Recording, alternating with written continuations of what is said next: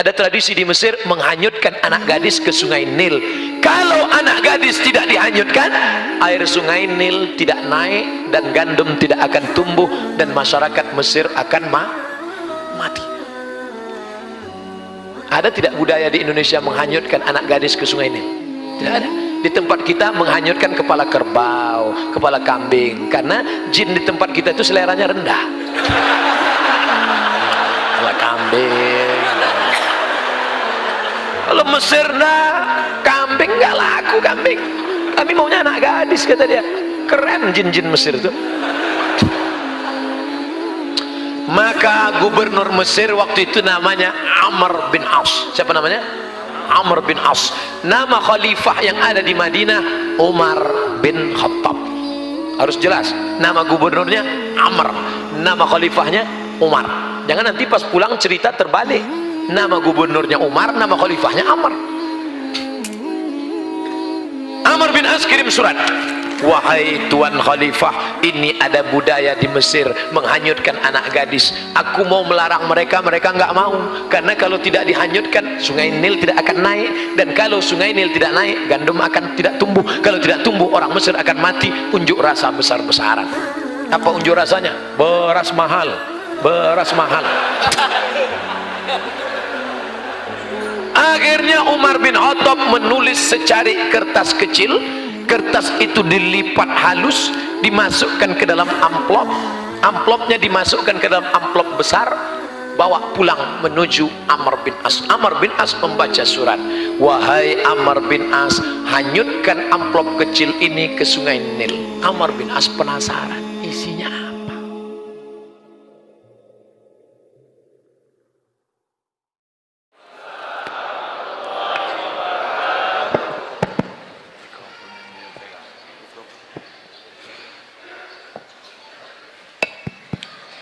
Bersyukur kita kepada Allah dengan mengucapkan Alhamdulillahi Rabbil Alamin. Berselawat kepada Rasulullah dengan ucapan Allahumma salli ala Sayyidina Muhammad wa ala ali Sayyidina Muhammad. Yang sama-sama kita hormati Bapak Rektor beserta seluruh Civitas Akademika. Kemudian Bapak Kapolres Tabes beserta seluruh jajaran, para kiai, alim ulama, hadirin hadirat, insyaallah semua jamaah fardu subuh dimuliakan Allah Subhanahu wa taala. Man shallat subha fi jama'atin, siapa yang salat subuh berjamaah, faka'annama shallal laila kullah, dapat pahala seperti salat sepanjang malam. Man nama, siapa yang tidur walam yusalli, sampai tidak salat subuh, tertidur sampai tinggal salat subuh, balas syaitanu fi udhunih, kencing setan di telinganya. Alhamdulillah subuh ini kita semuanya selamat. Tapi apakah subuh besok selamat? Wallahu a'lam bishawab. Yang penting kita dalam watawasau bil haq watawasau bis-sabr. Ada mikrofon yang ketiga. Yang ini mantap, suara tak jelas. Yang ini mantap, putus-putus. Ini sepele aja kita bentuk, tapi rupanya mantap, bagus. Pelajaran jangan pernah menyepelekan bentuk orang. Saya selalu disepelekan orang.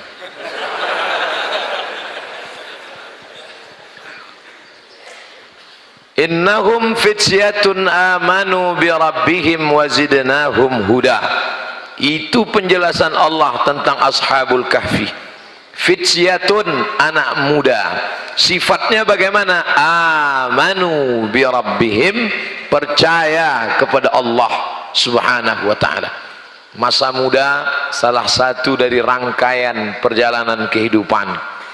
Dari alam roh pindah ke alam rahim, pindah ke alam dunia, masa kanak-kanak, masa remaja, masa dewasa, masa tua, sakit, mati.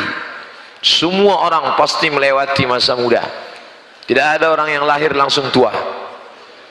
Oleh sebab itu maka di antara yang akan ditanya nanti di padang mahsyar, hafal semua Bapak Ibu adik-adik ayatnya, latus alunna yauma idzin anin na'im. Kamu semua akan ditanya tentang nikmat Allah. Satu di antara nikmat yang ditanya itu adalah an syababihi fima ablah, masa muda. Masa muda kemana kau habiskan? Kenapa tidak ditanya masa tua? Masa tua tidak perlu ditanya, karena masa tua memang sudah saatnya beribadah. Kalau ada orang tua tidak juga beribadah, mau mati jadi apa? Jadi hantu. Oleh sebab itu maka masa muda inilah, masa muda darah bergelora, hawa nafsu bergejolak, godaan banyak. Maka masa muda ditanya. Kelebihan ashabul kahfi, innahum fityatun, mereka anak-anak muda. Ingat, kalau Allah Ta'ala berikan nikmat akan ditanya di mana letak detak jantung, hembusan nafas, paru-paru, buah pinggang, otak, mata. Inna sam'a, pendengaran, wal basar, mata, wal fuad, hati dan pikiran. Kullu ulaika kana anhu mas'ula, semua akan disoal, semua akan ditanya. Tapi pertanyaan yang khusus an syabab, syabab, masa muda. Masa muda ini penuh dengan pertanyaan-pertanyaan. Alhamdulillah anak-anak muda di kampus UPI semuanya bisa dipertanggungjawabkan masa mudanya. Dari bunyi aminnya nampaknya nggak banyak yang bisa. Sab'atun yudhilluhumullah, 7 golongan yang akan mendapatkan naungan Allah. Yauma la dhilla illa dhilluh, hari itu tak ada naungan kecuali naungan Allah. Siapa yang akan mendapatkan naungan itu? Syabun, anak muda, nasya'a fi ibadatillah, anak muda yang tumbuh dalam ibadah kepada Allah Subhanahu wa ta'ala. Sekarang alhamdulillah saya melihat kebangkitan dari anak-anak muda. Di mana-mana masjid saya ceramah, yang hadir itu anak-anak muda. Siapa yang tidak percaya, hadirkan lembaga survei Indonesia subuh ini, hitung berapa. Yakin dan percaya, saya berani taruhan bahwa yang hadir subuh ini pasti lebih banyak anak muda. Pukul rata saja wajahnya anak muda. Takbir nanti udah ada yang agak-agak ngantuk baru. Nah, sekarang masih segar lagi. Saya menyampaikan materi 60 menit. Yang saya sampaikan terukur, waktunya terukur, tak pernah lebih dari 60 menit. Isinya terukur, tak pernah keluar daripada tema. Jadi tidak perlu khawatir. Insyaallah selamat sampai awal sampai akhir. Lalu kemudian pertanyaan jelas, apa yang mau ditanya tanya. Kalau mau mengajukan pertanyaan yang berkualitas, yang pertanyaannya, Ustadz, bumi rata apa peta apa bulat, itu tidak menambah iman, tidak menambah etos kerja, tidak menambah ibadah. Tanyalah pertanyaan yang berkualitas, yang membangkitkan semangat hidup. Ustadz, Nabi Adam nikah sama Hawa, pak kuahnya siapa? Apa itu tanya-tanya itu? Tanya yang kira-kira membuat kita dekat kepada Allah Subhanahu wa ta'ala. Inilah masa muda yang penuh dengan tantangan, tapi anak muda tumbuh kepada Allah Subhanahu wa ta'ala. Di mana kita berpedoman? Man qara'a surat Al-Kahfi, siapa yang membaca surat Al-Kahfi yaumal jumu'ah, hari Jumat, pagi Jumat, petang Jumat, siang Jumat, hari Jumat, malam Jumat, adha'a lahu min nur, Allah berikan dia cahaya, nur, ma bainal jumu'ataini, dari Jumat ini ke Jumat berikutnya, dari Jumat berikutnya ke Jumat setelahnya, dari Jumat setelahnya ke Jumat depan, kita diberikan the likeness, pencerahan dari Allah Subhanahu wa ta'ala, nur. Itu dengan membaca surat Al-Kahfi, dan di dalam surat Al-Kahfi itu ada bercerita tentang ashabul kahfi. Ashab, orang-orang, ashabun nar, orang-orang penghuni neraka, ashabul jannah, orang-orang penghuni surga, ashabul kahfi, orang-orang penghuni gua. Masalah guanya di mana tidak perlu dicari. Saya khawatir anak-anak muda nyari gua, begitu sampai di dalam tidur juga. Kalau untuk tidur nggak usah nyari gua, di masjid bisa. Ashabul kahfi fityatun, sifatnya amanu, beriman. Yang dia imani siapa? La ilaha illallah. Jadi sifat anak-anak muda Ashabul Kahfi itu yang dikedepankan imannya, bukan fisiknya. Itulah anak muda yang ganteng-ganteng, tak ada. Itulah anak muda yang tubuhnya perkasa, tak ada. Itulah anak muda yang bajunya hebat, mahal, tak ada. Tapi yang dikedepankan adalah bukan physically, tapi non fisik, metafisik yang ada di balik tubuh itu. Banyak kita lihat gagah, perkasa, tegap, ganteng, tapi homo. Itu apa? Wah, melam, bukan main. Kita mesti wow, amazing. Begitu ditanya, mas, kampus UPI di mana? Sana. Kita minta nanti kepada Pak Kapolres Tabes buatkan program namanya Be a Man. Latih dia karate, judo, aikido, tinju. Tak juga mempan, panggilkan sumo dari Jepang, himpit agak 2-3 kali. Mudah-mudahan sehat walafiat. Apa sifat ciri anak muda tadi? Amanu, beriman. Iman yang membuat kita menjadi kuat. Kalau engkau anak yatim, kalau engkau fakir miskin, bapakmu susah, engkau bangkitkan imanmu. Jangan berharap kepada yang ada, jangan putus harap pada yang tidak ada. Bisa difahami? Memang orang kalau belum sarapan payah nangkap. Jangan berharap pada yang ada, jangan putus harap pada yang tidak ada. Kalau bapakmu kaya, rumahnya besar, mobilnya banyak, jangan berharap pada yang ada, karena besok pagi boleh jadi dia ditangkap KPK. Tapi jangan putus harap pada yang tidak ada.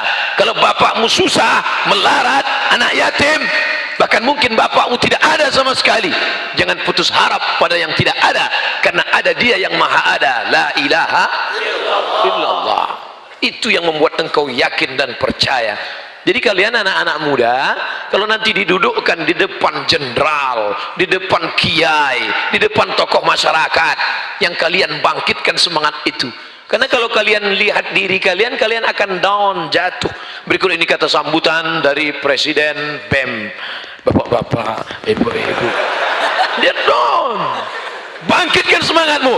Engkau wahai penguasa, engkau wahai orang kaya, detak jantung sama dengan jantungku, matamu sama, semua pemberian Allah. Tapi jangan diomongkan, dalam hati aja. Yang nanti begitu kata sambutan, bapak, apa ini, gila kan? Jadi bangkitkan. Innallaha la yanzuru ila ajsamikum. Allah tidak menengok bentuk tubuh kamu, Allah tidak melihat badan kamu, Allah tidak melihat rupa wajah kamu. Yang dilihat Allah adalah hati kamu. Di dalam tubuhmu ada segumpal. Idza salahat salahal jasadu kulluh.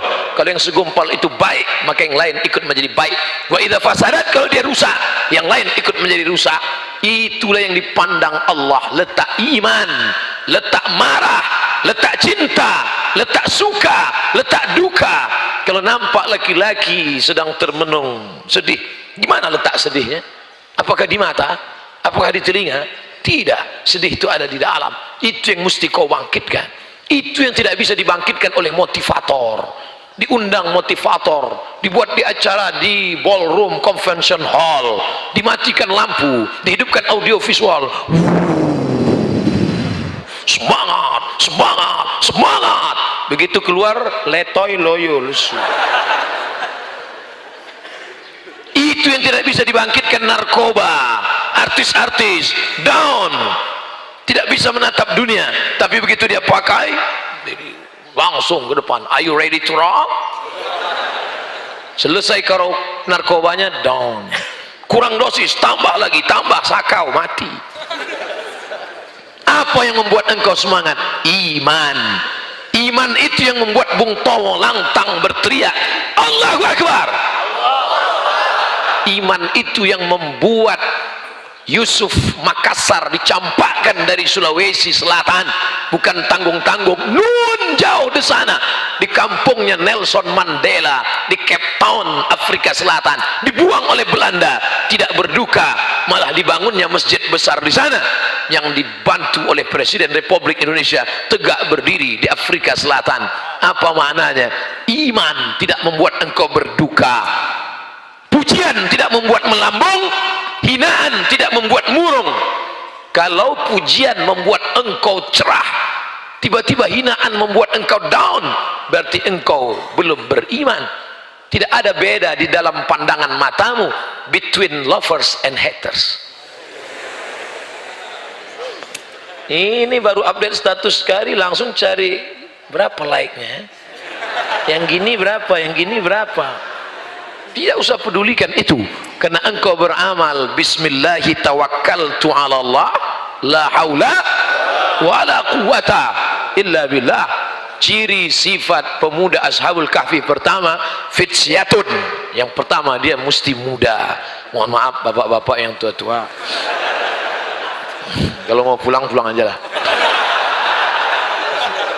Jangan. Walaupun bapak sudah tua, tentu bapak punya anak muda. Yang nggak punya anak muda, paling nggak punya bini muda. Maksudnya yang tua meninggal. Ibu, mak. Punten, kumaha tuh, damang.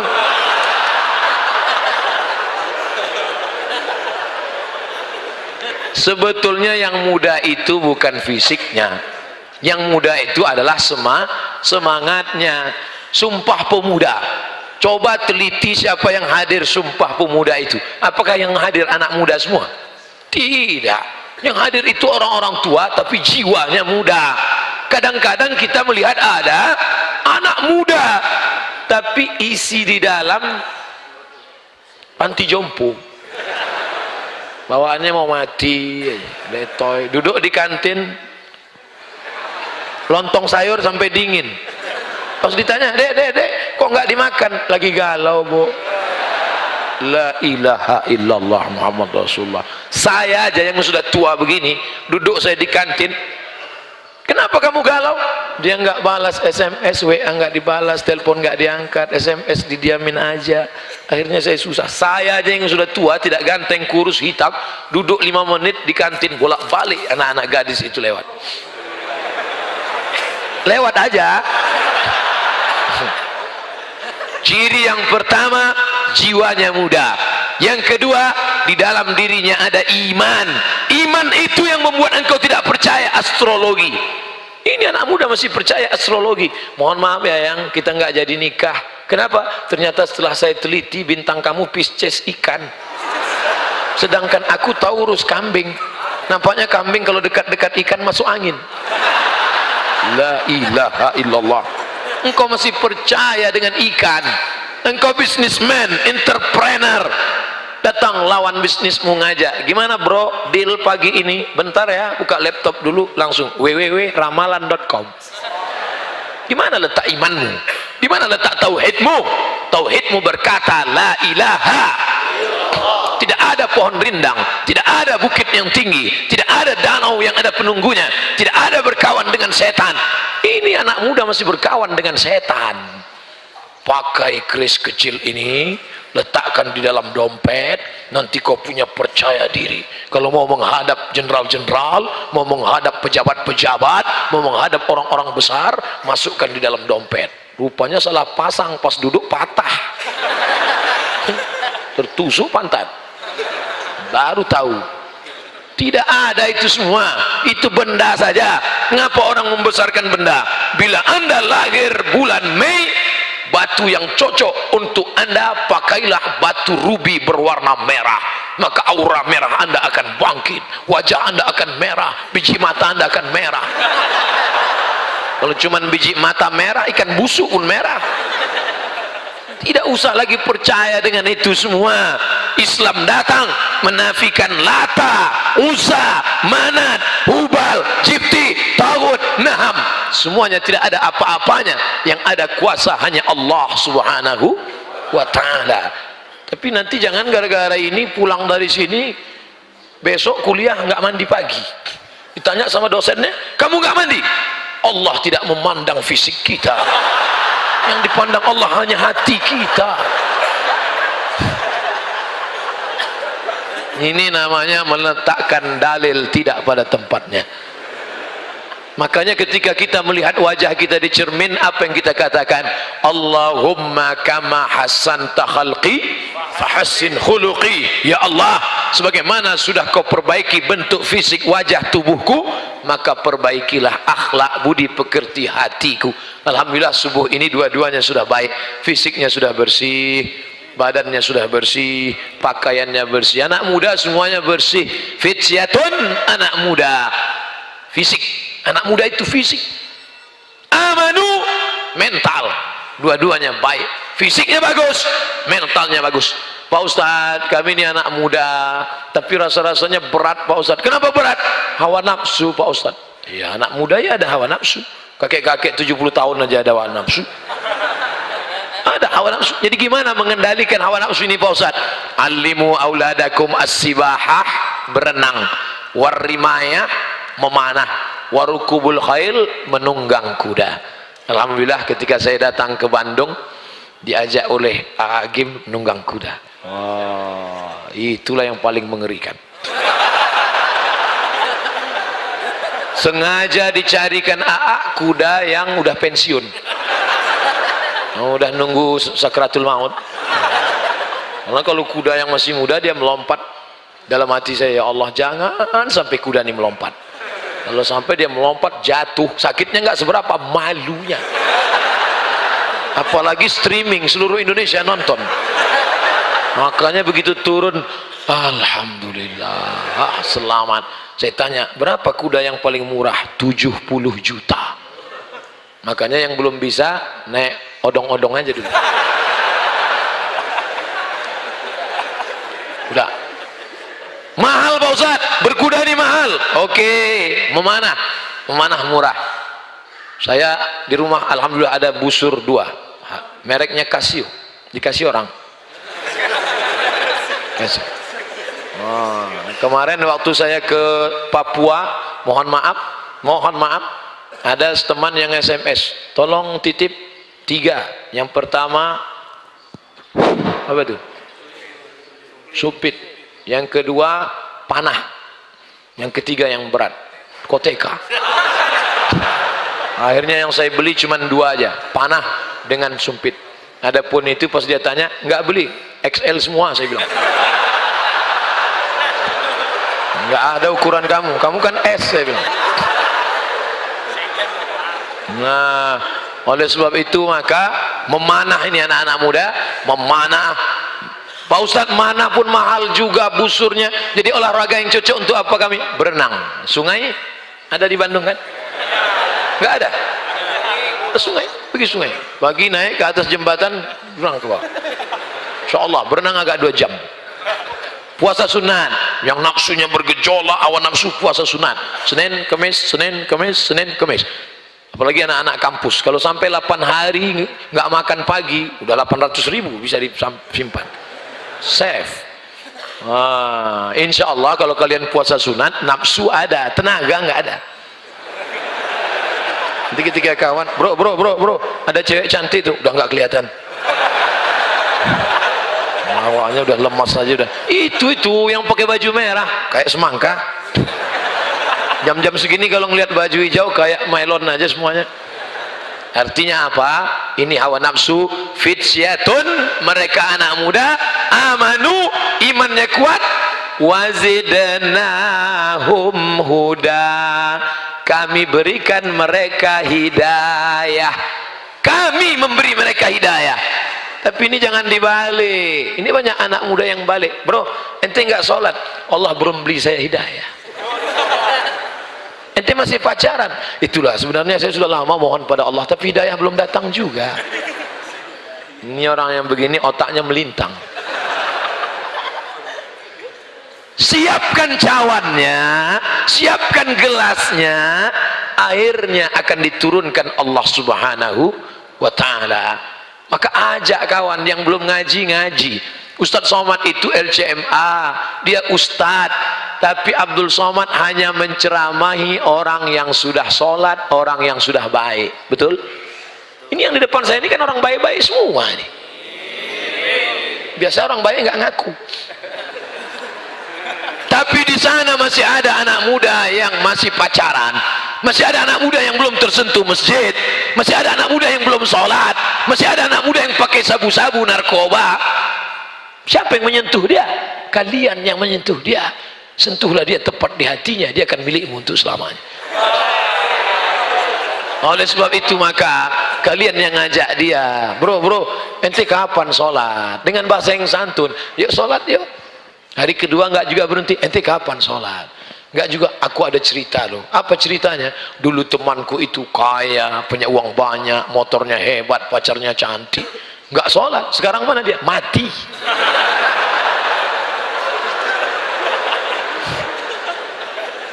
Sentuhlah dia. Satu orang dapat hidayah karena lidahmu, satu orang dapat hidayah karena mulutmu. Khairum min humurin na'am, lebih baik daripada kau memiliki seekor onta yang merah. Onta merah kendaraan termahal zaman Nabi. Kalau sekarang mungkin sedan Ferrari, harga 5 miliar, pintu cuma 2. Ternyata mobil ini makin dikit pintunya makin mahal. 2020 keluar mobil nggak pakai pintu sama sekali, melompat aja langsung ke atas. Itu bukan urusan kita, itu urusan desainer dari Jepang. Surat menyuratnya, urus segera ke kantor kepolisian. Kalau pakai sepeda motor, yakinkan bunyi klik baru jalan. Pesan dari Kapolda. Urus surat menyurat. Saya di kemana-mana surat tetap saya bawa. STNK, SIM A, SIM C tetap ada. Walaupun saya naik pesawat.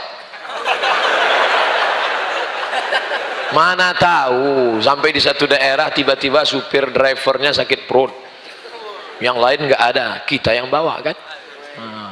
Jadi jangan sampai kita ditangkap polisi. Walaupun saya sudah foto sama Pak Kapolres Tabes, fotonya saya simpan. Mana tahu satu saat prit, ini foto. Baik yang dimuliakan Allah Subhanahu Wa Taala. Fisik jaga, iman kuatkan. Allah yang akan menambah hidayah itu. Berada di tempat yang baik, bersama orang baik-baik, membicarakan yang baik, mengkaji yang baik, full. Ini subuh ini iman sedang fullnya ini, full di tempat yang paling baik, masjid, bersama orang baik, anak-anak muda yang beriman, membicarakan yang baik-baik tentang Ashabul Kahfi di waktu yang terbaik, sholat subuh, iman full. Berada di tempat yang tidak baik, dengan orang yang tidak baik, di tempat yang tidak baik, membicarakan yang tidak baik, iman dalam keadaan. Untung alatnya belum ada sekarang. Andai pemerintah Jepang, Korea menemukan alat detektor iman itu dan kita pakai ke teman kita, no signal. Bayangkan, maka iman yang tidak dapat diukur, iman tak dapat diwarisi. Iman tak dapat diwarisi dari seorang ayah yang beriman kalau tidak kembali pada Allah. Saya kan nggak mau ada nyanyi ini. Kalau mau udah lama album saya laku. Pelajaran yang pertama, fisiknya sehat, anak-anak muda. Pelajaran yang kedua, imannya kuat. Pelajaran yang ketiga, karena fisiknya dijaga keseimbangan, balance, maka hidayah datang kepada mereka. Pelajaran yang keempat, anak muda yang di dalam gua itu sendirian atau ramai-ramai? Ramai-ramai. Mereka beramai-ramai di dalam. Ramai. Apa maknanya? Membuat komunitas. Saya sampai sekarang di rumah masih ada jaketnya. Apa nama jaketnya? Motorcycle Community. Berikut ini pemasangan jaket. Tadi dari Pak Rektor pemberian plakat. Kalau sama anak-anak muda enggak. Berikut ini pemasangan jaket geng motor syariah kepada Ustadz Abdul Somad. Wah, saya pun pakai, tulisannya di belakang, born to ride to Jannah. Lahir untuk mengendara menuju surga. Saya pakai ke airport. Semua yang di airport ngelihat saya. Saya heran kenapa ngelihat saya. Ternyata jaket itu dipakai naik motor. Saya pakai naik pesawat. Pelajaran yang keempat dari Ashabul Kahfi, mereka punya komunitas. Nah, adik-adik yang ada di UPI sudah punya komunitas? Alhamdulillah. Saya jauh berjalan, banyak dilihat, lama hidup banyak dirasa, berbagai macam tempat tausiah ceramah, macam-macam model anak muda. Ustaz Somad, kenalkan diri, nama saya Fulan bin Fulan. Berasal dari mana? Dari komunitas Jombloan Sejati. Mantap. Saya Pak Ustaz, dari mana? Dari komunitas anak muda tanpa tato. Mantap. Kamu anak muda pernah bertatu dan kembali ke jalan yang benar. Mantap. Saya sedang makan mie Aceh, tiba-tiba datang anak muda, tegap, kekar, perkasa. Saya sudah agak-agak ngeri juga ngeliat dia. Tapi karena saya Ustadz, tidak saya tunjukkan ngeri saya. Pura-pura aja nggak ada kejadian. Ustadz Somad, ya, tidak ada yang berani melarang saya. Semua yang mau saya buat saya lakukan. Bapak saya, emak saya, paman saya, nggak ada yang berani negur saya. Sampai akhirnya suatu hari saya melihat ada yang mengirim video. Saya tonton dia, suaranya menggelegar. Apa kata dia? Man taraka sholata muta'ammidan. Siapa yang meninggalkan sholat secara sengaja, neraka jahanam tempatnya. Saya udah lama nggak sholat. Nampaknya dia sedang nyindir saya. Saya tanya, video siapa? Engkaulah orangnya, Ustaz. Dan hari ini Ustaz, saya sudah lama ingin jumpa dengan engkau Ustaz. Dipeluknya saya. Dia tegap, hampir remuk tulang saya. Kalau orang, tunggu sebentar, habiskan dulu mie Aceh. Sekarang Ustadz, saya membuat komunitas anak-anak muda yang bertato, taubat di jalan Allah, dan kami menemukan alatnya. Anak-anak muda yang punya tato, kalau mengiring, ternyata ada laser untuk menghilangkan tato-tato itu. Di tempat kami harga diskon. Karena komunitas kami Pak Ustadz. Jadi orang-orang tua yang malu, bayangkan mau pergi ihram, pakai kain ihram kan mesti ditutup itu, mesti dibuka, tiba namanya, yang sebelah kiri ditutup, sebelah kanan dibuka. Ada gambar ular kobra, kan malu. Labbaik Allahumma labbaik, labbaik Allahumma labbaik, innal hamda wan ni'mata laka wal mulk la syarika lak. Orang semua nengok Ka'bah, yang di dekat kita nengok tato. Dulu waktu masih muda tatunya ular kobra, setelah tua kena diabetes meletus, kurus, jadi kulit keriput, jadi cacing pita. Dulu gambar burung Garuda yang mau menyambar ular di tengah laut, burung kuda sedang turun ke bawah, tapi karena sudah kulitnya mengkeriput, gambar burung puyuh. Alhamdulillah ada alat itu menghilangkan pakai laser, bersih Pak Ustadz. Buat komunitas. Nah, kalian buat komunitas apa? Nanti kami bulan Desember insya Allah di Riau, komunitas anak-anak muda motor. Terserah mau pakai motor apa, mau Vespa, mau Harley Davidson, mau CB100, mau Cup 70, yang penting hidup. Kerjasama dengan Bapak Kapolda, Bapak Kapolres, kepolisian akan dibimbing. Di depan ada. Dulu itu kan kalau bunyi biasanya ada orang mati. Sekarang Masya Allah, begitu bunyi di belakang ada Ustadz. Ustadz sekarang sudah dimuliakan. Siapa yang berani mengganggu Ustadz kalau ada mobil itu di depan? Macet-macet, semua ketakutan semua. Yang lain lambat datang, Ustadz cepat. Takut semua lewat. Dalam hati mereka nyumpah, apa Ustadz nih? Buat susah aja gitu. Pasti buka kaca, Ustadz. Gitu. Tapi yang dimuliakan Allah Subhanahu wa taala. Nih, nah, belajar dari Ashabul Kahfi, fisiknya sehat, imannya kuat, hidayah bertambah, ada komunitas. Yang kelima, wa kalbuhum basitu yadaihi, ada seekor anjing yang menjulurkan tangannya. Anjing kalau duduk tangannya, nggak ada anjing begini kan. Anjing menjulurkan tangan. Ini informasi tidak penting. Al-Quran yang mestinya menyebutkan info tentang penting-penting saja. Untuk apa Quran cerita ada anjing tidur bersama Ashabul Kahfi? Untuk apa cerita anjing di sana? Ternyata di balik itu ada cerita. Apa maknanya? Menjadi seekor anjing pun kalau engkau dekat dengan orang soleh, engkau akan disebutkan dalam sejarah. Tapi jangan gara-gara ini pulang terus beli anjing. Semua anak muda Ustadz di Bandung sejak Ustadz ceramah kemarin semuanya punya anjing. Gara-gara apa? Gara-gara Ustadz ceramah tentang Ashabul Kahfi. Itu bukan salah saya, salah yang buat tema. Kenapa kau beli anjing? Ashabul Kahfi punya seekor anjing, maka aku pun punya. Ini ceritanya bukan itu. Pertama, cerita ini tentang umat sebelum Nabi Muhammad sallallahu alaihi wasallam. Iktibar yang ingin diambil, walaupun engkau seekor anjing, hina, najis, kotor, tapi kalau engkau berdekatan melayani orang soleh, engkau akan dicatat dalam Al-Quran. Apalah arti seekor anjing? Anjing menggunggung, hina, kotor, tapi karena dia melayani ulama, melayani orang soleh, Ashabul Kahfi, disebutkan dalam Al-Quran. Andai ada anjing menjilat air minum, tumpahkan semua airnya najis, air liurnya najis, lalu kemudian tempat-tempatnya ini menjadi kotor, maka dicuci 7 kali dengan air, 1 kali dengan air yang bercampur dengan air tanah. Apa nih orang Islam? Jadul, ketinggalan zaman, primitif. Sudah ada deterjen seperpel Mama Lemon. Ngapain dicuci pakai air tanah lagi? Ente nggak tahu, ternyata air liur anjing, kotoran babi.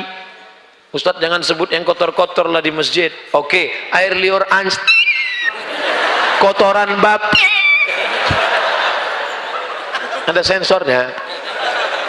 Itu ada kotoran bakterinya, tidak mati dengan deterjen, tidak mati dengan alat-alat zaman canggih sekarang.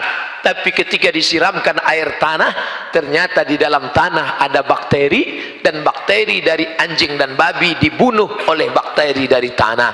Itu dalam teori kedokteran biasa, bakteri memakan bakteri. Itu yang diajarkan ke anak-anak kita. Jangan yang diajarkan jeruk makan jeruk. Bakteri dari tanah akan memakan bakteri dari anjing dan babi, maka dibersihkan sebanyak 7 kali air. Salah satu air yang 7 itu dicampur dengan air tanah, kotor, najis, hina, rendah. Tapi kenapa disebutkan dalam surat Al-Kahfi? Karena dia bersama orang baik-baik. Abdul Somad subuh ini ingin memuliakan dirinya bersama anak-anak muda yang masih tulus, ikhlas, murni di kampus UPI. Mudah-mudahan Abdul Somad juga bisa masuk surga bersama mereka, insya Allah. Ketika nanti dipanggil, ternyata masuk surga itu tidak sendirian. Masuk surga tidak sendirian, masuk surga berjamaah. Wasiqal ladzina taqaw rabbahum ilal jannati zumara. Ketika mereka berkelompok, berjamaah, berkomunitas, digiring masuk surga, dipanggil oleh malaikat. Berikut ini kelompok yang ke-15, komunitas anak muda dari kampus UPI. Datang anak muda, ketua, sekretaris, bendahara, periksa semua. Ini anak muda masuk, anak muda masuk. Pas di barisan terakhir, loh kok ada yang tua satu? Siapa ini? Tengok KTP Abdul Somad. Ngapain masuk sini? Pernah bersama mereka ceramah sekali. Masuk.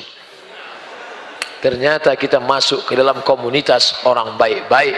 Itulah gunanya menyatukan diri sama orang baik. Adapun setelah zaman Nabi Muhammad, maka anjing tidak boleh dipelihara. Siapa yang memelihara seekor anjing, maka malaikat tidak masuk ke rumahnya. Tapi malaikat yang tidak masuk itu malaikat rahmat, malaikat maut masuk. Siapa yang memelihara anjing, satu hari amalnya dikurangi sebesar Bukit Uhud. Bukit Uhud itu panjangnya 7 kilometer. Siapa di antara kalian yang memelihara anjing di rumah, satu hari amal kalian dikurangi sebesar Bukit Uhud. Satu hari Bukit Uhud, Bukit Uhud, Bukit Uhud. Sementara amal kalian satu hari sebesar bisul. Jadi amalnya tiap hari min. Maka yang punya anjing lepaskan. Pak Ustadz, bagaimana dengan kepolisian yang memelihara anjing herder? Itu untuk tugas menangkap narkoba. Binatang yang paling tajam hidungnya apa Pak Ustadz? Cacing. Kenapa kepolisian tidak pakai cacing? Cacing nggak bisa lari. Gimana mau mengejar pecandu narkoba bawa koper cacing? Makanya pakai anjing. Tapi kalau yang paling tajam sebenarnya cacing. Cacing itu radius penciumannya 1 kilometer. Jadi kalau Abdul Somad mati dikubur di sini, jarak 1 kilometer cacing-cacing sudah mencium. Ada brownies, bro. Makanya ada kalian yang suka mancing, ngambil cacing, kalian tusuk pakai mata kail pancing, hati-hati. Kakeknya kalian bunuh, bapaknya kalian matikan, cucu-cucunya akan membalas sakit hati. Hari pembalasan telah tiba. Nah, pertama, fisiknya anak muda kuat. Yang kedua, imannya mantap. Yang ketiga, hidayah datang kepada mereka. Yang keempat, mereka punya komunitas. Yang kelima, walaupun seekor anjing, kalau menggabungkan diri dengan orang baik-baik, mereka akan disebut dalam sejarah kemanusiaan. Yang keenam, apa pelajaran dari Ashabul Kahfi? Ashabul Kahfi dikejar oleh raja yang zalim, tapi mereka tidak mau ikut bersama penguasa yang zalim. Biar mati, lebih baik melihat mata, lebih baik tulang putih daripada mata kami yang putih, Pak Ustaz. Lebih baik tulang putih daripada mata yang putih. Mata putih artinya orang mati. Orang mati itu matanya putih, hitamnya sudah tak ada lagi. Lebih baik tulang putih. Tulang putih kenapa? Darah, daging, urat sudah habis dimakan cacing tanah. Lebih baik berputih tulang daripada berputih mata. Itu dipakai untuk jihad, bukan anak muda yang mantannya dilarikan orang. Ini ada nih anak-anak muda pacaran, lalu kemudian nikah sama orang lebih kaya, akhirnya dia marah. Ketika marah, kenapa kamu melarikan dia? Lebih baik berputih tulang daripada berputih mata melihat mantan dilarikan orang. Bukan itu maknanya. Lebih baik berputih tulang, lebih baik kau mati dalam gua karena dikejar oleh penguasa yang zalim daripada harus ikut kezaliman. Berapa lama mereka di dalam gua? Salasami'atin wasdadu tis'a. Salasami'ah, tiga. Salasa, tiga. Mi'atin, ratus. Salasami'atin, 300. Wasdadu tis'a. Tis'a, 9. 300 lebih 9. Kenapa enggak 309 aja? Begitu indahnya bahasa Al-Quran. Al-Quran cerita tentang matematik. Kalau dihitung menurut hitungan Qamariyah, menurut hitungan Muharram, Safar, Rabiul Awal, Rabiul Akhir, Jumadil Awal, Jumadil Akhir, 309. Tapi kalau menurut hitungan Januari, Februari, Maret, April, 300. Makanya kalau ada orang nanya saya, umur Ustadz sekarang berapa? Menurut Qamariyah atau Syamsiyah? Kalau menurut Januari, Februari, Maret, umur saya 41. Tapi kalau menurut Muharram, Safar, Rabiul Awal, Rabiul Akhir, 43. Kalau menurut Samsung, 27. Kemarin waktu foto selfie, Ustadz, boleh selfie Ustadz? Ya, 27. Kok dia tahu? Lihat bagaimana Allah bercerita dalam Quran menurut ilmu matematik. Maka adik-adik yang kuliah ini dulu kan namanya IKIP ya, Institut Keguruan Ilmu Pengetahuan. Ada jurusan guru biologi, ada jurusan fisika, ada jurusan kimia, ada jurusan matematika. Kadang orang berpahaman, kamu belajar di mana? Di UIN. Oh, mantap. Belajar tafsir, belajar hadis. Kamu belajar di mana? Matematik. Penghuni neraka. Walaupun engkau belajar matematik, Al-Quran bercerita tentang matematika. Berapa lama Ashabul Kahfi di dalam gua? Menurut hitungan Qamariyah 309, menurut hitungan Syamsiyah 300. Karena dari setiap 1 tahun ada kelebihan 11 hari. Saya tidak ngajak ngitung angka-angka, memang pagi begini kurang konsen kita masalah angka. Paham saya itu, air belum masuk, makanan belum masuk, nggak apa-apa. Diajak ngitung angka masuk, yang nampak ayam penyet, lontong sayur, nasi uduk, nggak kelihatan itu mana 300 mana 309. Apa maknanya? Engkau boleh dikejar penguasa yang zalim, engkau boleh dikejar orang yang punya kekuasaan, tapi kalau Allah mau dia selamatkan engkau bisa tidur selama 309 tahun, tapi mereka tidurnya hanya baru merasa seakan-akan tidur sekejap saja, tiba-tiba mereka terbangun. Dan ciri orang yang tidur kalau terbangun pastilah ngaku lapar. Maka dia perintahkan salah seorang sahabatnya, bro, beli makanan ke pasar, tapi jangan gerasak gerusuk, nanti kita ketahuan tertangkap. Gimana? Waliyatalattaf wala yus'iranna bikum ahada. Pergi bawa uang ini pelan-pelan ke pasar, beli nasi. Tapi waktu itu nggak ada nasi Pak Ustaz, nasi aja lah, agak-agak. Beli nasi bungkus, nasi uduk. Waliyatalattaf, pelan-pelan, jangan sampai ada yang tahu. Wala yus'iranna bikum ahada, satu orang pun nggak ada yang tahu. Begitu pelan-pelan mau beli, ada nasi nggak? Begitu mau beli, pedagangnya heran, ini uangnya sudah expired. Sampean dari mana? Dari gua. Ini 300 tahun yang lalu uangnya. Kenapa bisa kamu pegang ini? Akhirnya warga masyarakat kota pergi ke sana melihat, ternyata mereka orang-orang yang sudah tidur 300 tahun yang lalu. Allah hanya ingin menunjukkan, hai penguasa-penguasa yang zalim, kau gunakan dengan kekuasaanmu untuk menindas anak muda yang beriman, tapi Allah menyelamatkan mereka. Tapi jangan gara-gara ini adik-adik nanti bawaannya tidur aja.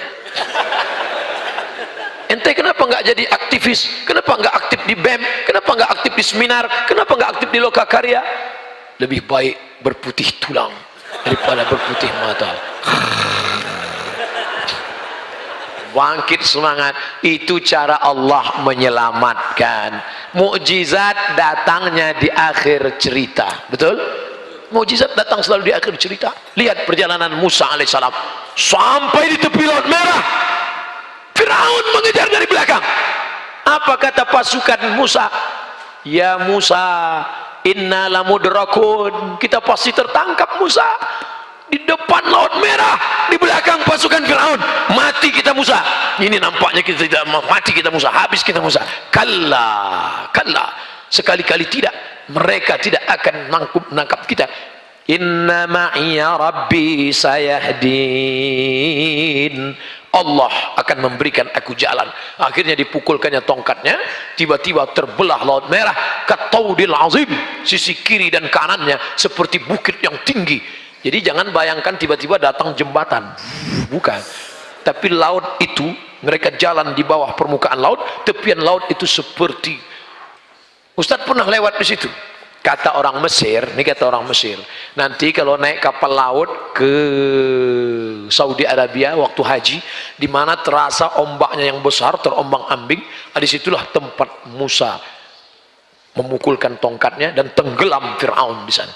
Nanti Abdul Somad, kalau pas kau naik kapal laut menuju Saudi Arabia waktu mau haji tahun 2000, saya pergi haji bersama teman-teman saya, namanya Haji Gelandangan. Hotel nggak ada, makan nggak ada, pokoknya berangkat aja bawa.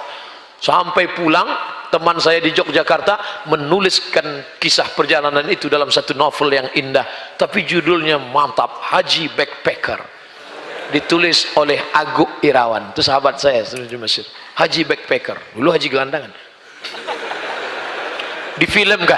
Difilmkan, ada filmnya keluar. Cuman setelah dilihat film itu nggak ada peran saya di situ. Sampai hati mereka.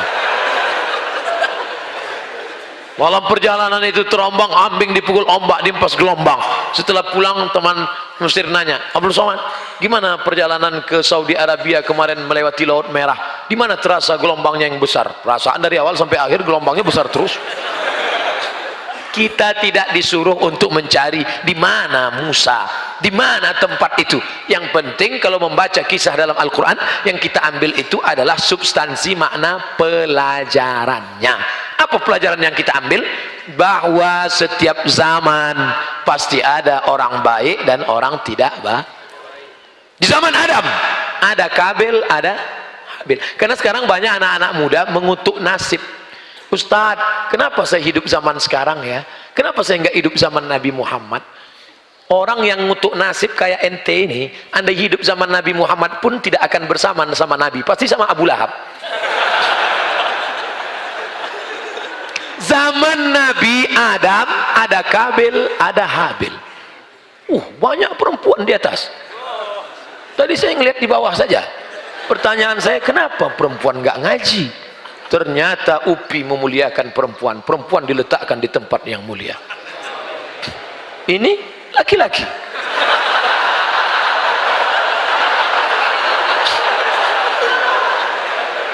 Mereka adalah laki-laki yang menjaga kehormatan perempuan. Begitu cara menyenangkan hati orang yang terlambat datang. Di zaman Nabi Adam ada Kabil, ada Habil. Di zaman Nabi Ibrahim, ada Namrus. Namrus itu luar biasa kejamnya, kalah dengan otak. Nabi Musa, Nabi Ibrahim cerdas, masuk dia ke tempat berhala, diambilnya kampak, dihancurkan berhala, hancurkan, ditinggalkannya satu yang besar, digantungkannya kampak besar di leher berhala. Pulang mereka dari kebun, mereka lihat hancur. Ini pasti Ibrahim ini punya kerja. Tangkap Ibrahim, tangkap di sidang. Al-tafa'alta hadza bi alihatina ya Ibrahim, engkaukah yang melakukan ini kepada Tuhan kami Ibrahim? Kata Ibrahim, lihat kampaknya di mana sekarang, tergantung di leher yang besar kan, berarti dia yang melakukan.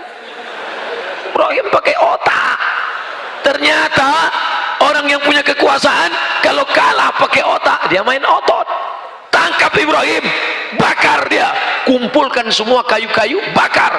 Ketika dibakar, mukjizat terjadi last minute. Di akhir cerita, happy ending. Ketika mau dibakar itu, ternyata keluar dia dari api itu dalam keadaan kedinginan. Kenapa? Karena Allah berkata, ya nar, oh fire, kuni bardan, be cool, wasalaman, peace ala Ibrahim, for Ibrahim. Jadilah engkau dingin, sejuk dan selamat pada Ibrahim. Makanya jamaah-jamaah haji kemarin yang mau haji, Ustadz nanti katanya di Saudi Arabia cuacanya 40 derajat Celcius panas, doanya apa? Baca doa ketika Nabi Ibrahim dibakar, ya narukuni bardan wasalaman ala Ibrahim, ya narukuni bardan wasalaman ala Ibrahim, ya narukuni. Alhamdulillah Pak Ustadz, selama di sana tidak terasa panas. Pas tanya temannya, betul dia kemarin nggak panas, di hotel terus nggak keluar.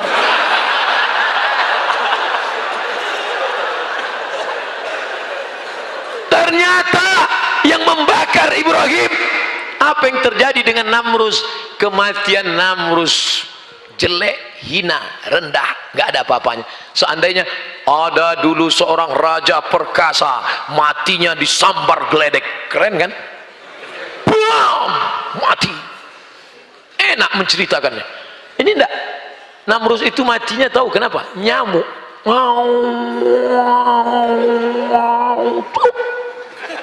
Mati. Datang nyamuk sedang terbang, navigatornya nggak tahu mau mendarat di mana.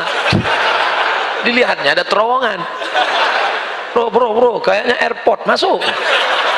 Oh, masuk ke dalam. Masuk nyamuk ke dalam, akhirnya Namrud kunang-kunang mati. Namrud itu matinya hanya karena lupa pakai autan. Jelek sekali kematian. Begitu Allah menghinakannya. Artinya apa? Ada Kabil, ada Habil, ada Ibrahim, ada Namrus, ada Musa, ada Firaun, ada Isa, ada Herodes, ada Muhammad, ada Abu Lahab. Nanti kalau ketemu teman yang model jahat, beringas, brutal gitu juga, saudaraku, memang dunia ini diciptakan berpasang-pasangan.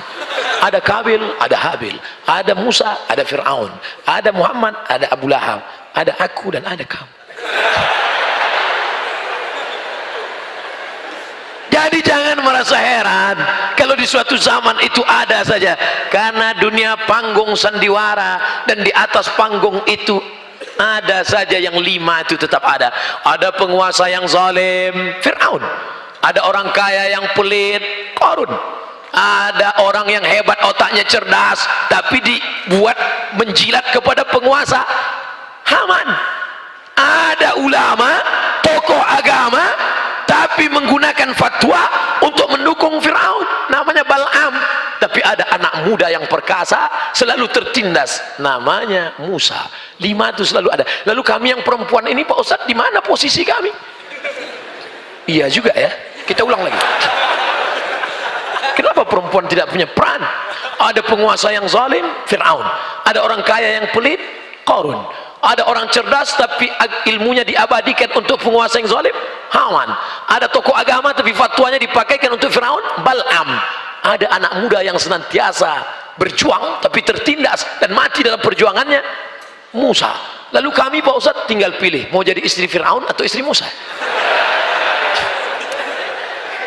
Jadi ganti kalian kalau mau meminang anak gadis begitu, sudikah engkau menjadi istri Musa?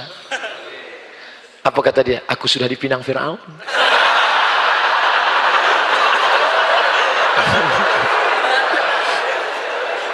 Saudaraku yang dimuliakan Allah, hari berganti, musim berubah, dunia panggung sandiwara. Ada kalanya engkau diuji dengan kekuasaan, sampai masanya nanti kalian yang muda-muda ini, kampus dunia idealisme, tapi the real nyatanya nanti setelah kalian terjun di masyarakat. Berapa banyak ketika di kampus dulu aktivis kampus idealisme, tapi begitu turun seperti kerak nasi, seperti peyek, seperti kerupuk, kena air basah, lembab, hancur, berkeping. Sekarang kalian belum punya anak, belum punya istri, belum punya rumah, belum punya pekerjaan. Sekarang kalian bisa berjuang idealisme, ya. Tapi begitu masuk duit, iya. Dulu waktu di kampus, ya Ustadz, gimana ini Ustadz di kampus, aktivis kampus, Ustadz gimana nih kalau ada money politik, haram. Kalau 100.000 haram, 1 juta haram. Kalau kita bagi 2, ulama tidak sepakat dalam masalah ini. Sebagian mengatakan haram, tapi ada juga yang makruh. Oleh sebab itu, kalau di dalam dunia pertaruhan, dunia ini saudaraku seperti pentas. Inilah pentas dunia. Dari dalam tanah naik ke atas tanah, lalu kau menjadi pentas. Ada kalanya engkau berperan menjadi air putih, ada kalanya engkau berperan menjadi air berwarna, ada kalanya kau menjadi mikrofon besar tapi tak bersuara, ada kalanya kau berperan memang kecil tapi luar biasa, ada kalanya kau berperan dia tidak berbunyi tapi bisa merekam. Macam-macam peran engkau. Sekarang peran kau jadi apa? Saya pulang nanti mau jadi guru, Pak Ustadz. Jadilah orang yang bisa digugu dan ditiru. Saya mau jadi tentara, Pak Ustadz. Kau akan mengamankan negara ini dari serangan musuh dari luar. Saya mau jadi dokter, Pak Ustadz. Mantap. Di mana belajar? Fakultas Kedokteran. Keren. Banyak anak-anak jadi dokter. Kalau ditanya mau jadi apa? Jadi dokter. Dipaksa pun dia tak mau. Jadi Ustadz aja ya? Enggak. Jadi dokter. Sekarang baru saya tahu kenapa anak-anak ini mau jadi dokter. Penjaga malam, pakai senter, baterainya 6, terang, 12 jam kerja malam, gaji cuman 70.000 satu. Tapi dokter baterainya kecil, senternya kecil. Datang pasien suruh buka mulut, buka 2 juta.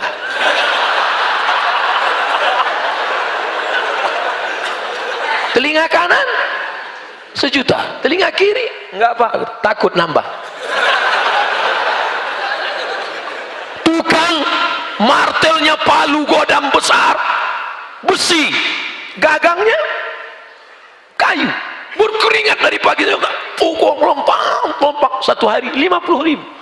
Dokter kecil aja, gagangnya pun seperti lidi, besi kecil. Dia pukul lutut, hanya 7 juta. Lutut 7 juta, siku 2 juta. Pas mau dipukul kening, jangan. Itu hanya jalan, saudaraku. Mau jadi dokter, mau jadi tentara, mau jadi ustadz, itu hanya jalan. Tapi nanti sampai masanya yang kekal abadi adalah amal soleh. Sekarang saya nanya, mana yang lebih efisien, jadi ustadz atau jadi polisi? Ragu jawab kan? Nanti mau bilang Ustadz nggak enak sama Pak Kapolres Tabes. Nanti mau bilang polisi nggak enak sama Ustadz. Oke, jangan jawab. Saya cerita aja dulu.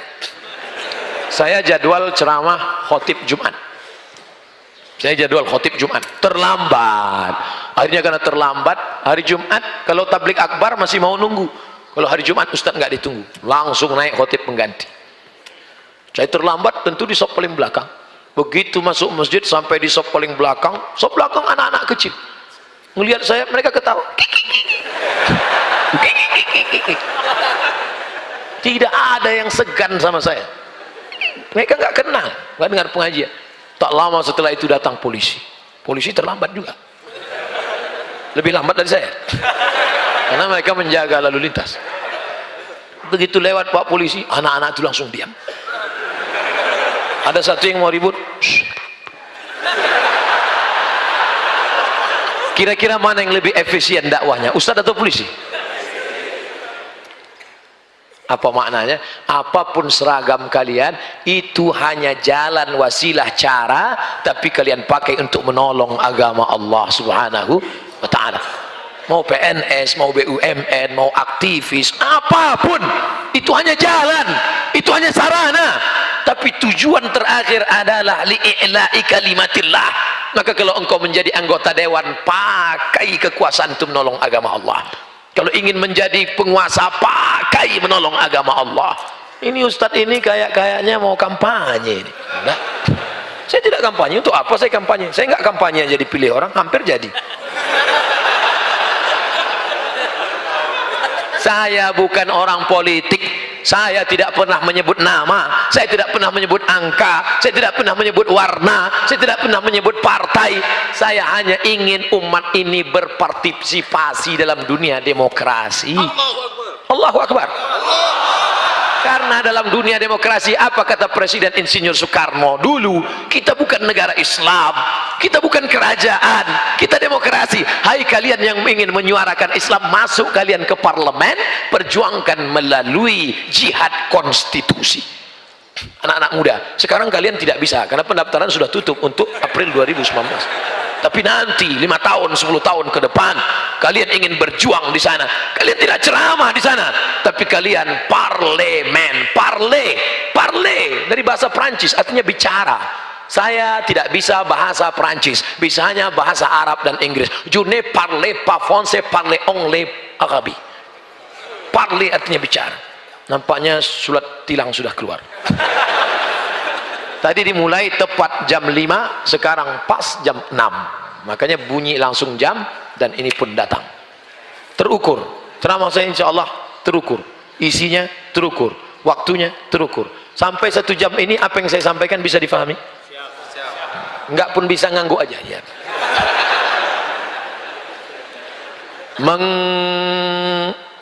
Mengagamakan budaya atau membudayakan agama.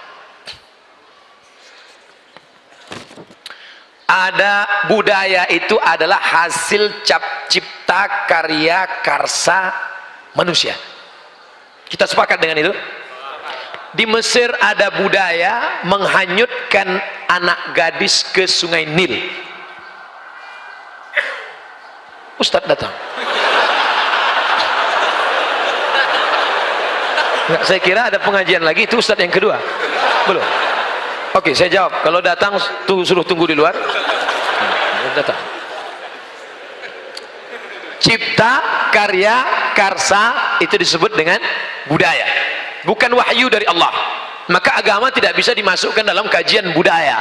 Karena wahyu Islam adalah dari Jibril, dibawa dari Allah, dibawa kepada Muhammad sallallahu alaihi wasallam.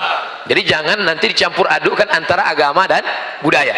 Ada budaya di Mesir, dibuat rakit yang indah dengan hiasan, dihanyutkan anak gadis yang paling cantik ke sungai Nil.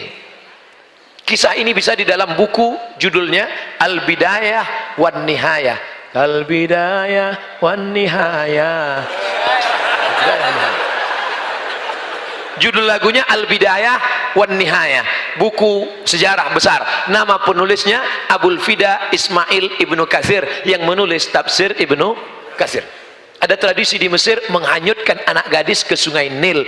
Kalau anak gadis tidak dihanyutkan, air sungai Nil tidak naik dan gandum tidak akan tumbuh dan masyarakat Mesir akan mati. Ada tidak budaya di Indonesia menghanyutkan anak gadis ke sungai Nil? Tidak ada. Di tempat kita menghanyutkan kepala kerbau, kepala kambing, karena jin di tempat kita itu seleranya rendah. Kepala kambing. Kalau Mesir nah, kambing nggak laku kambing. Kami maunya anak gadis, kata dia. Keren jin-jin Mesir itu.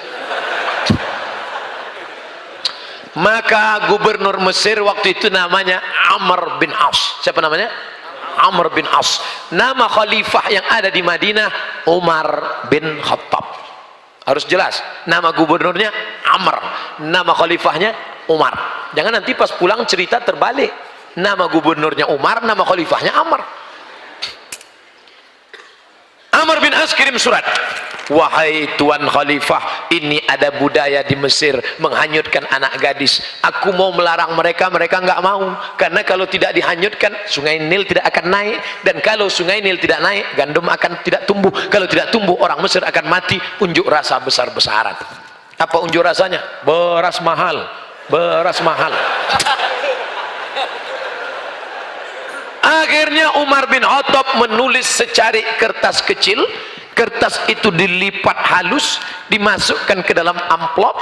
Amplopnya dimasukkan ke dalam amplop besar, bawa pulang menuju Amr bin As. Amr bin As membaca surat. Wahai Amr bin As, hanyutkan amplop kecil ini ke sungai Nil. Amr bin As penasaran, isinya apa? Dia buka isinya. Ya Nahran Nil, wahai sungai Nil, min Abdillah. Dia tidak bawa nama-nama khalifah. Wahai sungai Nil, dari hamba Allah Umar bin Khattab. In kunta tajri min qibalillah fajri. Kalau kau mengalir karena Allah, mengalirlah. Wa in kunta tajri min qibalillah fala tajri. Kalau kau mengalir karena dirimu, tak usah kau mengalir sampai hari kiamat. Dimasukkan lagi amplop kecil, dicampakkan ke sungai Nil di waktu malam. Besok pagi naik air sungai Nil ke atas. Sejak itu dihilangkan budaya menghanyutkan anak gadis ke sungai Nil. Sekarang pertanyaannya, agama mengikut budaya atau budaya itu dijadikan agama? Agama Islam menghapuskan budaya yang bertentangan dengan syariat Islam. Di Riau, tempat saya, kampung halaman saya, ada tradisi menanam kepala kambing untuk membuka hutan. Hai segala hantu setan penjaga hutan, ini kepala kambing, makan. Datang mufti kerajaan Siak Sri Indrapura, kerajaan Melayu Islam, tahun 1723. Sultan terakhirnya Sultan Syarif Kasim menyerahkan kedaulatan kepada Presiden Soekarno 1946 di Yogyakarta. Kami mengikut Indonesia 1946. Kami paling cinta NKRI. 11 juta gulden disumbangkan Sultan kami untuk mengikut negara kesatuan Republik Indonesia. Allahu Akbar. Muftinya berfatwa tidak boleh menanam kepala kambing ke dalam tanah untuk sesajen. Dihapuskan budaya itu. Makanya yang ditanam hanya darah kambing saja, karena darah kambing haram dimakan. Darah nggak boleh. Darahnya masuk ke tanah, lalu masyarakat bertanya, Kiai, Ustadz, darahnya buang karena najis. Kepalanya antar ke rumah saya. Nanti kalau jinnya ngamuk, jinnya diusir dengan tahlil, beramai-ramai bertahlil di tepi hutan. Afdhalul zikri fa'lam annahu la ilaha illallah, la ilaha illallah, la ilaha illallah. Lari setan, tunggang langgang, lintang pukang, lari semuanya. Makanya setiap ada pengajian, saya kalau pengajian di kampung ada acara akikah, walimah, pasti dikasih kepala kambing. Kenapa? Karena tradisi dari dulu, kepala kambing yang ditanam dalam tanah dinaikkan, diletakkan di dalam ustadz. Ustadz makan otaknya dengan lidahnya. Sekarang ustadz banyak yang setelah makan itu berkunang-kunang. Ketika ditanya, kenapa ustadz? Jinnya ganggu. Bukan, darah tinggi kumat.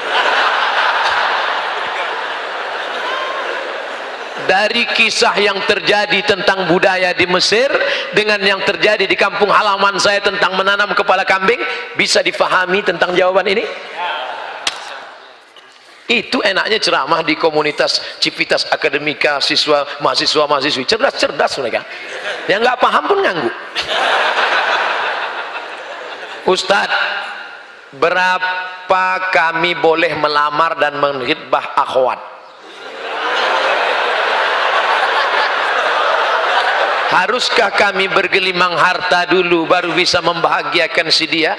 Guru mengaji saya, true story, kisah nyata, orangnya masih hidup, juara musabaqah tilawatil Quran, hafiz. Dia pinang ibu nyai itu dengan mahar mengajarkan Al-Quran. Itu yang paling indah. Aku nikahkan engkau dengan anakku dengan mahar mengajarkan surat Ar-Rahman tunai. Tak ada pernikahan yang indah. Kalau kau nikah dengan emas, emas akan terjual. Kau nikah dengan seperangkat alat sholat, maka seperangkat alat sholat 2 tahun lapuk. Dengan mengajarkan Ar-Rahman, sampai akhirnya di waktu malam duduk mempelai laki-laki dengan perempuan menunaikan akadnya. Bismillahirrahmanirrahim. Ar-Rahman 'allamal Qur'an, khalaqal insan, 'allamahul bayan. Mertua sayup-sayup mendengar suara. Itu suara siapa, Ma? Mantu kita. Begitu dibuka pintu dilihat, rupanya TV belum mati. Mantunya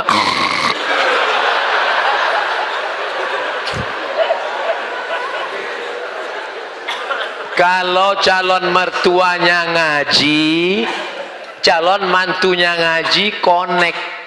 Calon mertuanya ngaji, calon mantunya ngaji, connect, enak.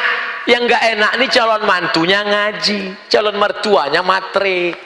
Ketika datang, Pak, kupinang anakmu dengan surat Ar-Rahman dan segenggam cinta, makanlah cinta itu. Itu makanya cari mantu mertua yang ngaji. Hai bapak-bapak calon-calon mertua yang belum ngaji, ngajilah. Ustadz nunjuk siapa? Kamera. Nanti potong, sampaikan ke calon mertuamu yang belum ngaji. Hai bapak calon mertua yang belum ngaji, engkau sudah diintai-intai malaikat maut. Ngajilah, ngaji sampai masanya kau mati. Kau minta calon menantumu itu dengan mobil mahal, tinggal kau pilih dia karena mobilnya mahal, ternyata rental. Tapi ini calon menantumu yang pandai mengaji, sampai saatnya kau mati sakaratul maut, sudah 3 hari tidak mati-mati. Menantumu ini yang akan datang nanti ke dekatmu membacakan Yasin wal Qur'anil Hakim. Mati. Setelah kau mati nanti dia yang akan mengirim, untuk mertuaku tercinta Al-Fatihah, seperti tetesan embun di tengah gurun pasir yang panas. Hai calon mertua, berpikirlah engkau 2-3 kali. Insya Allah kau potong video itu, masukkan ke Instagram, like and share. Insya Allah turun harga mahar di Bandung, insya Allah. Ustadz Somad tahu juga Instagramnya? Tahu. Ustadz punya? Punya. Yang mana Instagram Ustadz? Itu yang followernya 4,8 juta. Saya mau ngasih tahu aja. Saya seorang anggota TNI AU. Kelihatan dari tulisannya. Naik ke atas.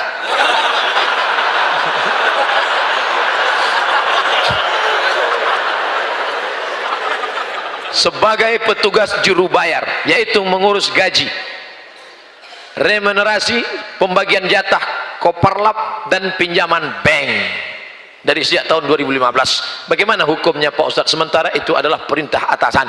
Awal tahun kemarin saya sudah menghadap atasan saya untuk minta diganti, tapi tidak ada pengganti. Saudaraku, ini tugas engkau. Dan di situ semuanya yang ini halal nih.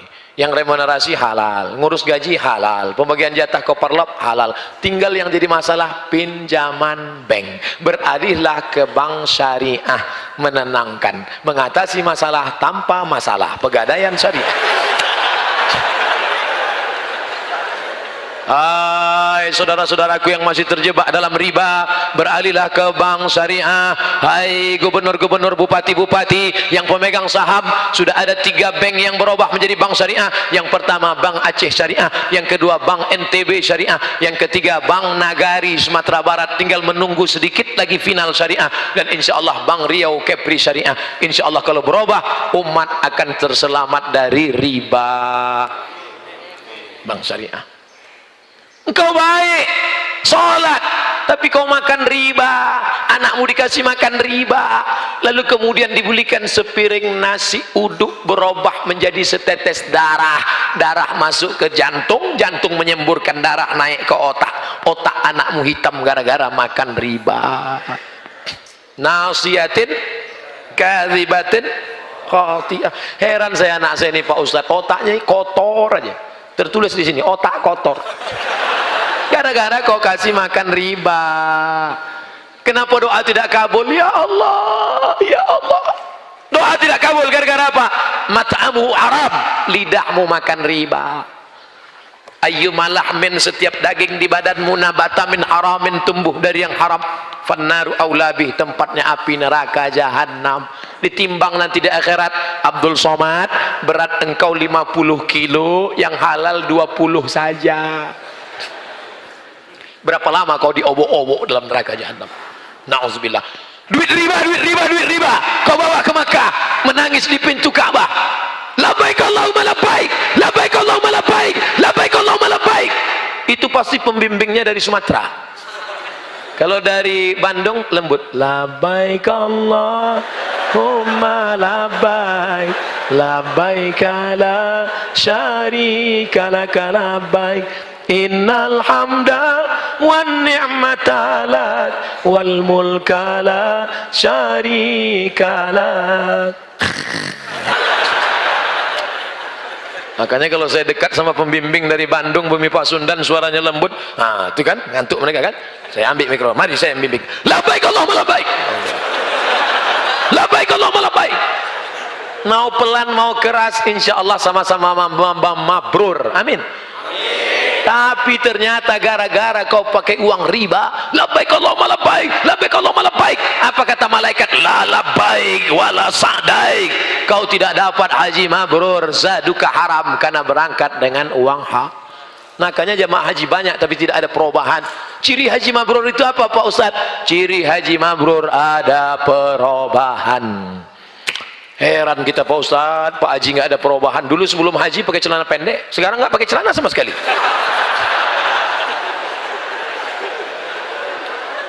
Gimana cara menghadapi orang tua yang bertanya setiap menit, kalau dijawab dia nggak dengar, diulang-ulang lagi. Akhirnya dijawab dengan suara keras, apakah saya termasuk anak durhaka? Ad-darurat, keadaan darurat emergensi, tubihul mahzurat, membolehkan sesuatu yang sebenarnya terlarang. Kau bawa orang tuamu ke THT, telinga, hidung, tenggorokan, periksakan telinganya, nanti dipasang alat dengar, dipasang alat dengar. Jangan kau baik, menantunya kurang ajar. Hai menantu-menantu, kau baru ketemu dengan suamimu itu umur 20-25 tahun. Selama ini yang membesarkannya siapa? Yang meregang nyawa melahirkannya siapa? Yang 9 bulan 10 hari mengandung siapa? Yang menyusukan 2 tahun siapa? Hari ini saat dia tidak bisa mendengar, membelikan alat dengarnya pun kau berhitung. Padahal kalau kau gendong dia dari Bandung sampai ke Makkah, kau bawa lagi pulang, belum tentu dapat menebus 1 tetes darahnya saat melahirkan engkau. Berapa jahitan robek dagingnya gara-gara melahirkan engkau. Bawa orang tuamu, senangkan dia, bahagiakan dia. Dosa terbesar di antara yang besar, pertama syirik, yang kedua uququl walidain. Kalau ada uang belikan, sehingga kau tidak perlu berteriak. Jangan sampai berteriak. Jangan sampai orang tuamu membawa HP ke servis HP. Nak, HP bapak ibu rusak ya? Diperiksa HP-nya nggak rusak, terus anaknya nggak ingat, dia tidak menelpon lagi. Berapa kali dia tidak jadi sholat duha karena kau kencing di kaitnya. Berapa kali dia tidak jadi tahajud karena kau menangis sampai azan subuh tiba. Di hari tua ini bahagiakan dia, belikan makanan yang enak, pakaian, bawa dia jalan-jalan. orang Cina, saudara kita dari Tionghoa itu sangat menghormati orang tua. Saya pergi ceramah ke Kuala Lumpur, sampai di ke mall, Ustadz hari ini kita tidak ada ceramah, jalan-jalan ke mall, sampai ke atas saya lihat ada orang tua, satu baris orang tua, anak-anaknya menyuapkan makanan. Kenapa? Karena mereka percaya rezeki bisa dijolok, rezeki bisa ditarik dengan memuliakan orang tua. Orang tua kata dia hoki, dia percaya itu. Teorinya kita yang punya, tapi mereka yang mengamalkan. Mana baktimu pada orang tuamu? Jaga orang tuamu, jangan sampai nanti setelah dia mati meninggal dunia barulah engkau menangis mencakar dinding. Mama, penyesalan berakhir tak ada gunanya. Saya kalau sudah melihat ada anak menangis ketika ibunya meninggal, baru dia nangis, ini pasti nyesal karena tak berbakti. Mau saya antukkan aja kepalanya. Dulu waktu dia sehat, waktu dia hidup, kenapa kau biarkan? Sekarang setelah datang orang tua mau minjam uang 50.000 untuk buka puasa, nah pinjam 50.000, mama mau beli makan buka puasa. Sebentar ya ma, kutanya istriku dulu. Tak ada gunanya kau jantan gagah perkasa, tak ada gunanya. Ini kalian yang sebelum nikah masih lajang, katakan dulu, do you marry me? Sudikah engkau menikah dengan aku? Mau jawab mau aja atau mau banget ya? Tapi engkau akan menjadi to be a second woman. Kau akan menjadi perempuan kedua. Yang pertama siapa? I love my mom. Aku milik suamiku, tapi suamiku milik ibunya. Karena surga di bawah telapak kaki ibu, walaupun kakinya kesemutan. Saya ingin bertanya Pak Ustadz, bagaimana jika kalau sudah janji menikahi seorang akhwat, namun jangka waktu berjalan, semakin saya lihat ketidakcocokan, terutama masalah akhlak, apabila diberi bismillah, apabila dibatalkan atau bismillah dinikahi. Ada sebagian orang melihat orang kesempurnaannya. Manusia tidak akan sempurna. Man talaba akhan bil aibin baqiya bil akhin. Siapa yang mencari kawan sempurna seumur hidup tidak akan berkawan. Menikah bukan mencari kesempurnaan, tapi menutupi kekurangan. Kalau kurang-kurang dikit, ya nggak apa-apa. Yang jadi masalah itu kurang manis, kurang cantik, kurang putih, kurang tinggi, kurang kaya. Kau sudah terjebak pada materialistis. Tungkahul mar'atul arba', perempuan dinikahi karena 4 liha, karena hartanya. Wali hasabiha, karena keturunannya. Wali jamaliha, beautiful. Wali diniha, karena agama. Ustaz, carikan saya yang ada 4-4-nya Pak Ustaz. Kalau ada 4-4-nya ngapain saya kasih ke kamu? Kau nikah karena hartanya, harta akan binasa. Kau nikah karena sukunya, berapa banyak orang dikeluarkan karena melanggar pantangan suku. Kau nikahi karena bentuk rupanya, perempuan adalah bunga. Bunga kuntum, mekar, harum, semerbak, cantik dan indah. Setelah itu dia akan kuning, layu dan mati. Bunga yang tak layu hanya bunga plastik. Banyak sekarang perempuan ingin tidak layu, maka wajahnya plastik semua. Hidung plastik, pipi plastik, dagu plastik, alis plastik, bulu mata plastik, lentik plastik. Ada orang bakar sampah layu. Oleh sebab itu maka nikahilah dia karena akhlaknya. Ketika kau melihat rasanya kau tidak sanggup, engkau bekerja direktur BUMN, mengurus negara, mengurus kampus. Kalau kau dapat perempuan yang baik, tugasmu cuma satu. Tapi kalau kau dapat yang tidak baik, tugasmu jadi 2. Kampus lagi, rumah lagi, negara lagi, rumah lagi. Akhirnya ribet, semua tidak terurus. Maka menurut saya Pak Ustadz ini tidak cocok, tidak layak. Akhirnya saya cari yang lain. Enggak apa-apa, pertunangan tidak semestinya menjadi pernikahan. Pertunangan itu bagian dari pengenalan. Kenalan enggak perlu lama-lama. Syuaib punya anak gadis cantik, menikah dengan Musa. Mereka tidak ada pacaran, enggak ada kenalan sampai lama-lama. Apa kata anak Syuaib? Inna khaira man ista'jartal qawiyul amin. Ayah, kalau kau mau mencari pekerja, orangnya punya 2 sifat. Qawiyun, kuat, amin, amanah. Ini orangnya. Ini orangnya ya. Kamu sudah lama kenal dia? Baru tadi. Dari mana kamu tahu dia kuat? Saya ngantri mau ngambil air. Sumur itu tertutup batu besar, bergelinding dari atas bukit, tertutup pintu. 30 orang menggeser sup, tidak ada yang bisa. Tiba-tiba datang sesosok Musa, dia geser sendiri, terbuka. Lalu apa kata orang kampung? Musa, silakan ambil air. Musa melihat ada perempuan di belakang antrian. Ladies first.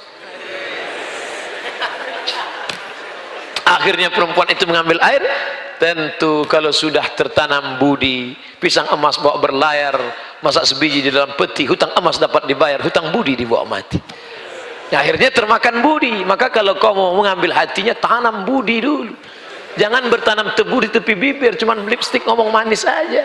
Nanti ku bawa liburan ke sana, akan makan ini. Sekarang nggak ada. Musa tidak begitu. Kesan pertama begitu menggoda. Dia dorong itu batu, ini orang bisa ngambil air. Dan perempuan itu bisa. Dari mana kau tahu ini orang kuat? Karena aku melihat dia ayah mendorong. Dan ini orangnya amanah ya. Dari mana kau tahu dia amanah?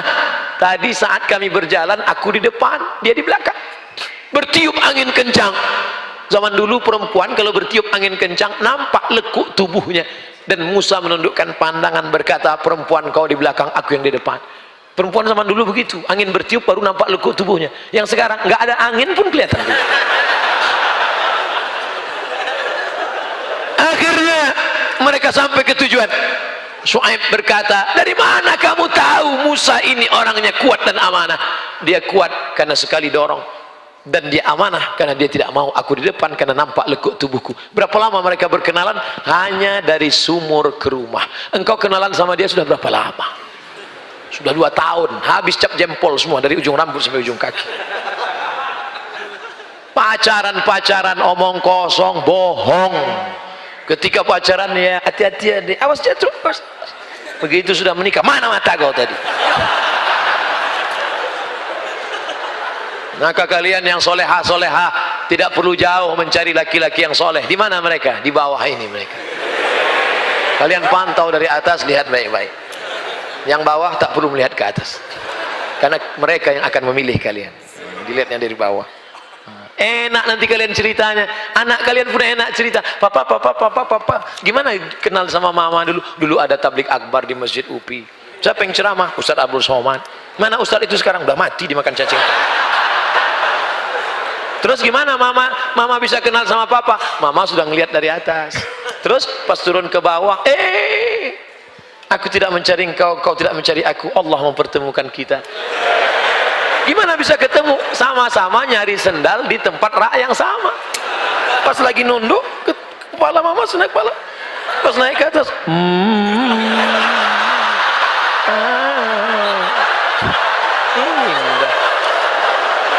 Masya Allah. Sekarang banyak orang tua tidak bisa menceritakan pertemuan dengan anaknya. Banyak orang tua nggak bisa menceritakan pertemuan dia dengan anaknya karena cerita itu tidak indah untuk diceritakan. Mama, dulu ketemu dengan papa gimana? Salah sambung. Papa, dulu ketemu dengan mama gimana? Ditangkap kamtip mas. Jikalau kita ingin tahajud seorang anak muda, boleh nggak 1 rakaatnya 30 juz? Ada ndak orang yang pernah melakukan itu Pak Ustadz? Ada, zaman sahabat Nabi. Rakaat pertama 15 juz, rakaat kedua 15 juz, hafal Quran. Kalau engkau baca rakaat pertama 30 juz, rakaat kedua kau baca apa?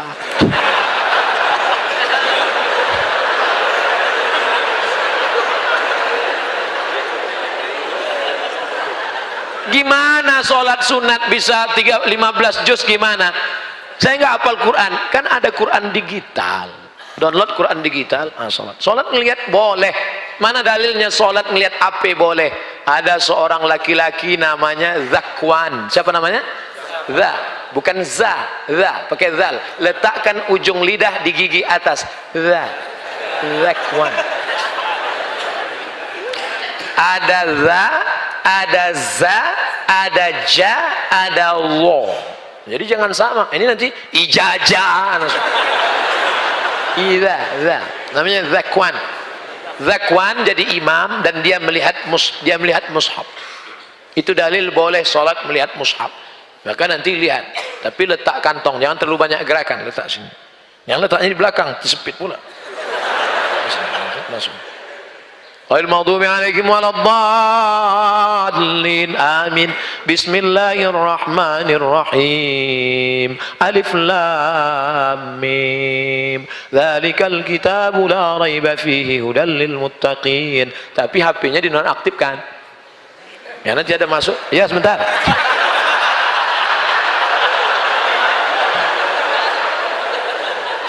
hanya Quran digitalnya saja bisa. Kapan mau coba? Nanti. Nah, nanti kalian kalau kebetulan umroh ingin sholat di belakang imam Masjid Nabawi, gak bisa ujuk-ujuk datang jam 4 di belakang, gak bisa, masuknya jam 1. Ini imam Masjid Nabawi, masuk jam 1, masuk jam 1, sholat sunat di situ, booking tempat, duduk duduk situ, tunggu jam 2, jam 3, jam 4, jam 5 azan subuh, 4 jam. Ngapain jam 4? Ngapain 4 jam di situ? Sholat 1 rakaat 1 juz, 4 rakaat 4 juz. Caranya lihat Quran, tegak lihat. Begitu pas hampir azan batal.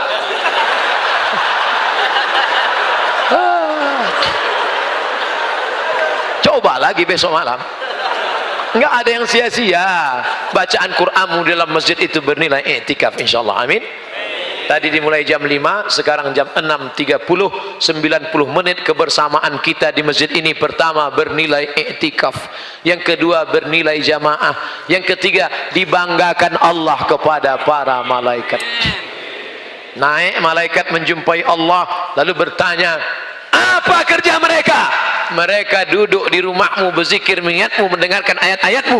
Maka kita dibanggakan, berdoa kepada Allah ala hazihin niyah wa kulli niyatin salihah. Al-Fatihah. A'udzu billahi minasyaitonir rajim. Bismillahirrahmanirrahim. Alhamdulillahi rabbil alamin. Arrahmanir rahim. Maliki yaumiddin. Iyyaka na'budu wa iyyaka nasta'in. Ihdinas siratal mustaqim. Siratal ladzina an'amta 'alaihim ghairil maghdubi 'alaihim waladdallin. Amin. La tada' lana dzamban illa ghafartah. Keluar kami dari majlis ini dalam keadaan bersih dari dosa-dosa. Wala dainan illa qadaitah. Segala hutang piutang kami tolong kami melunasinya ya Allah. Wala aziban illa zawwajatah. Yang lajang yang gadis ingin menikah, temukan dengan jodoh yang baik, mudahkan pernikahannya. Wala raghiban illa anjabatah. Yang sudah menikah ingin punya anak, berikan anak yang saleh dan salihah, min hufazil Quran wal hafizat, menjadi para penghafal Quran ya Allah. Allah mansur ikhwanana al-musabina fi Donggala, Lombok wa Palu. Tolong saudara kami yang sedang teraniaya kena musibah di Palu, di Donggala, di Lombok ya Allah. Allahu qawwi imanahum wa sahih ajsadahum. Kuatkan iman mereka, sehatkan badan mereka ya Allah. Allahumma inna nastaghfiruka wa natubu ilaik. Kami memohon atas segala silap salah kami dan kami bertaubat nasuha padamu ya Allah. Allahumma aslih syababal muslimin. Perbaiki anak-anak muda kaum muslimin. Allahumma ja'al jam'ana hadza jam'an marhuma. Satukan kami dalam kebaikan. Wa tafarruqana min ba'dihi tafarruqan ma'suma. Perpisahan kami setelah ini dijauhkan dari segala perbuatan maksiat. Allah marzuqna imaman adila. Berikan Indonesia wakil-wakil rakyat, pemimpin-pemimpin yang adil dan amanah ya Allah. La tusallit alaina bidzunubina man la yakhafuka wa la yarhamuna. Jangan kau angkat pemimpin kami orang yang tak takut padamu dan tak sayang pada kami ya Allah. Allahumma dafa'an al-ghala wal waba wal fahsya wal riba wal zina. Selamatkan negeri kami, negara kesatuan Republik Indonesia, negeri kaum muslimin. Selamat dari malapetaka, bencana, riba, zina, narkoba, perbuatan keji dan mungkar. Allahumma akhtim lana bi husnil khatimah wa la taqtim alaina bi su'il khatimah. Allahumma ja'al akhir kalamina inda intihai ajalina. Jadikan akhir kalam kami ketika ajal kami tiba, yang keluar dari mulut kami nanti la ilaha illallah Muhammadur Rasulullah sallallahu alaihi wasallam. Rabbana atina fid dunya hasanah wa fil akhirati hasanah wa qina adzabannar. Wa sallallahu ala sayyidina Muhammadin wa ala alihi washabihi wasallam. Walhamdulillahi rabbil alamin. Taqabbalallahu minkum minna wa minkum taqabbal ya karim. Terima kasih segala perhatian. Mohon maaf segala kekhilafan. Pulang dengan tenang, jangan ada sampah-sampah. Ambil